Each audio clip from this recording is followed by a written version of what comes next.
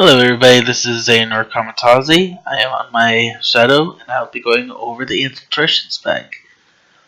As a Shadow, this is the spec I play the most. It's my personal preference. So I'll be going over just a couple of things to note from the discipline path. I highly recommend that you read over everything. That way you are able to see what changes the discipline path has to your different abilities. And maybe come up with your own rotation. I highly recommend you also read over the utility points. That way you're able to spec according to your playstyle. Instead of what I have available for you guys. Of course, I'll be going over the rotation, which is really simplified, I'll be honest with you guys. And at the end of the video, I will be going over some player tips. So, under utility points, I personally use Celerity, which reduces the cooldown of Mind Snap by 2 seconds, Force of Will by 30 seconds, and Force Speed by 5 seconds. I mainly use this for the Force of Will, reduced cooldown as I constantly duel or do war zones. And that comes in handy quite often.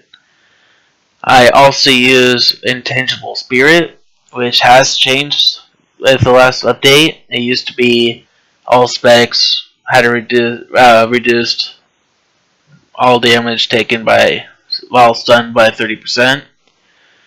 However, as Infiltration or Serenity with Intangible Spirit, it reduces damage taken from all area attacks by 30%, which is still useful, especially if we're going up against Sages or Sorks, for example, that has a good, nasty AoE when used right.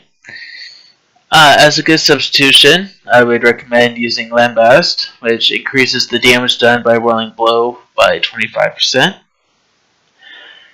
Or you could also use Snaring Strike if you would like for double. Your target's be slowed by 30% for 6 seconds by Double Strike, Clarifying Strike, or Whirling Blow. Under Masterful, I personally use Nerve Wracking, where targets controlled by your Spinning Strike or Force Stun take 5% more damage from all sources. And I also use Misdirection, increasing move speed by 15% and increasing stealth level by 10%. Couple good substitutions here would be Fade, where it reduces the cooldown of Force Cloak by 45 seconds and extends its duration by 5 seconds. Or you can use Kinetic Acceleration for those who have a need for speed, where activating Project, Psychokinetic Blast, or Squelch increases your movement speed by 50% for 9 seconds. And the effect cannot occur more than once every 18 seconds. Under Heroic, I use Shadowy Veil, which when damage breaks your mind maze prematurely, targets will suffer from sapped mind, reducing the damage they deal by 25% for 10 seconds. Then in addition to that, as Infiltration, you'll have an increased armor rating by 3%. I also use Sturdiness, which activating Deflection grants 6 seconds of immunity to stun, sleep, lift, and incapacitating effects.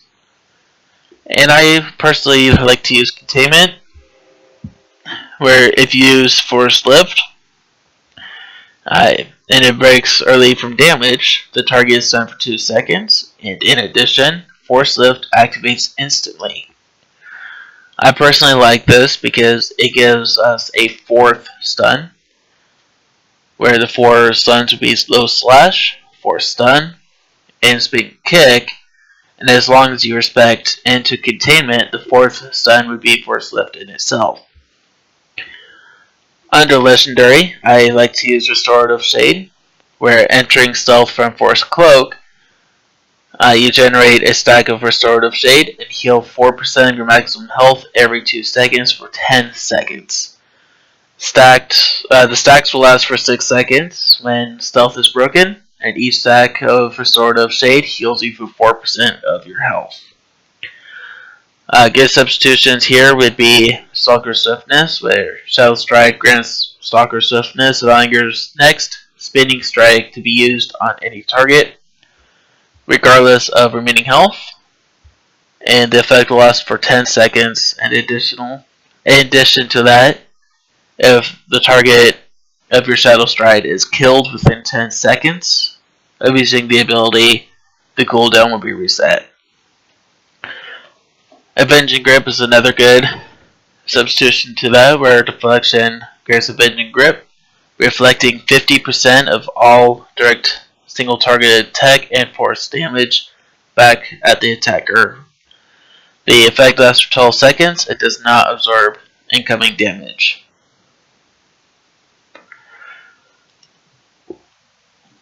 Some things to note: your Rolling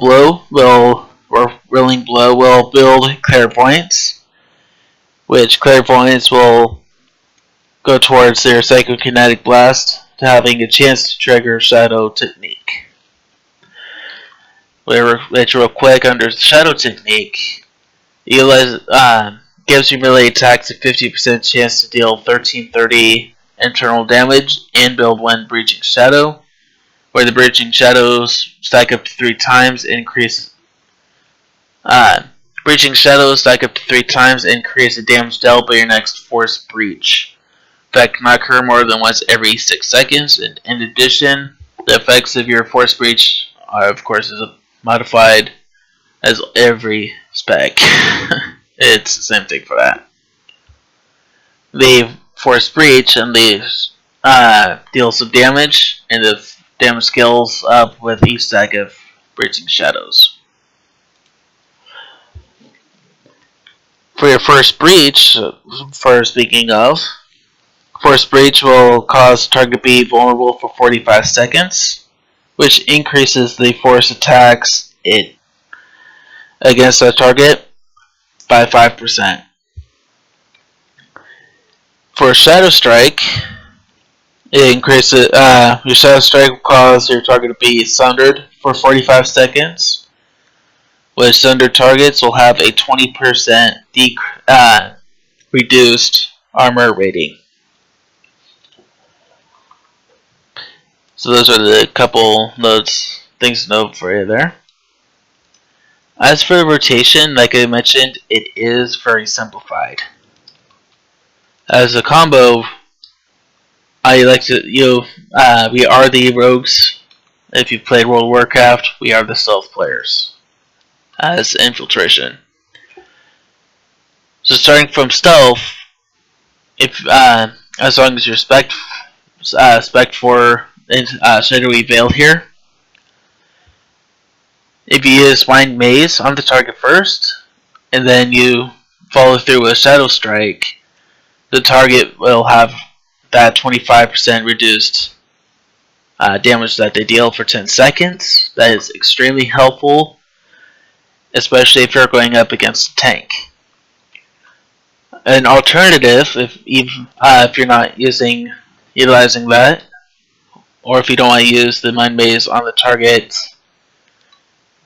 for the combo, again, unless you're up against a tough opponent, Stealth, Spinning Kick, and Shadow Strike is a good alternative.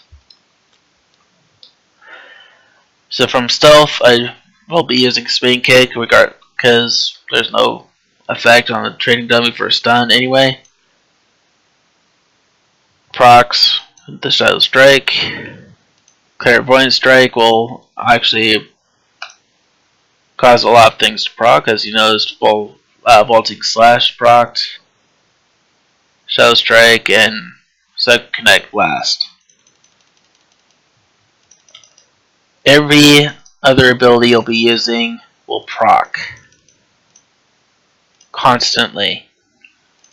So Clairvoyant Strike is really used to tell your other abilities proc, and then you'll be using them. And of course, proccing is signified by the glow around the ability.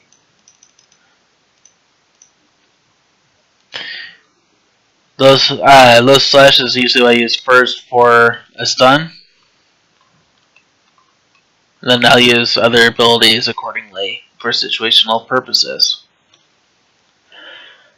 Force potency is actually still useful, of course. It will automatically proc your Force Breach because it gives a full stack of the Breaching Shadows. And then Psychokinetic Blast after that is also a good way to have a crit. Anyway, that's really the rotation is just strictly Clairvoyant Strike to proc your abilities. And then use your abilities while they are procced. As I mentioned, it is very simplified, but very effective. So some player tips for you guys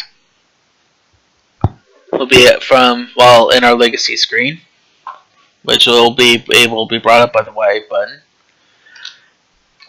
Under character perks and advancement, I recommend that you cap out what you're going to be focusing on, such as war zones, flashpoints, or even class missions, which exploration goes perfect hand in hand with the class missions.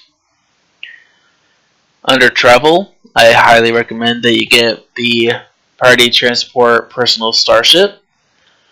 The reason being is if you're focusing on your class storyline, Personal Starship will come in very helpful, especially if you are in the middle of nowhere on the planet after completing a heroic mission on the planet, and your storyline is telling you to go to your personal starship. Just clicking on the transport will take you straight to your starship. That way you don't have to go to the nearest flight path and take the speeder over to the spaceport. I also recommend doing the priority transport for side planets, such as the Black Hole or CZ-198. If you don't know where it is on the galactic map, or you keep forgetting on where it is, you want to do those those heroic missions on those planets, or wanting to do the flashpoint in person, like I personally do all the time. You can click on the priority transport for those planets instead and be able to go straight to the planet. Under convenience, eventually unlocking all of them is actually a good idea. However, starting off, I recommend getting the field respec, which is helpful so you're able to respec into any other DPS role or tank or healer at any given time, instead of having to go to the fleet and respec there. I also recommend that you get the field repair droid. That way you are able to repair and sell anywhere that you're at. They come in very handy after a boss fight and operations as well. Under companion, I highly recommend that you max out Legacy of Promptness. It reduces the time taken to give gifts to companions by 20%. That's per stack, and it stacks up after each stack. I have been saying it's about a total of 60%, in which really it's like 20% from each level. And it goes from 3 seconds for gift timer when you're giving gifts to your companions, and it goes from 3 seconds down to roughly 1.6 seconds per gift. I also recommend that you max out Legacy of Altruism, which increases the amount of companion influence gained from companion gifts by 10% per. So about 30% increase, in which gains 10% for each level. So 10% from each gain for that. Under global unlocks and other and alignment, I highly recommend that you get at least one character up to max in the light alignment. That way you are able to unlock the Unity ability for your characters. This is what the Unity ability is. It's a defensive ability, as long which can only be activated while your companion is out with you, and which the Unity ability will be used on both you and your companion, to where you both take 50% reduced damage for 15 seconds. For ship unlocks, as you notice I am on my personal starship, you do not have to unlock anything for your ship, as everything is available to you on the fleet. However, if you are like me and you like to be in your own personal area for using your abilities against a training dummy, I personally recommend that you unlock the operations as well as Warzone training dummy. That way you have them both available to you on your starship. Under convenience, I recommend you max out Legacy Fleet Pass, your Legacy Travel, as well as your improved Priority Transport Personal Starship if you decide to get the Personal Starship Transport.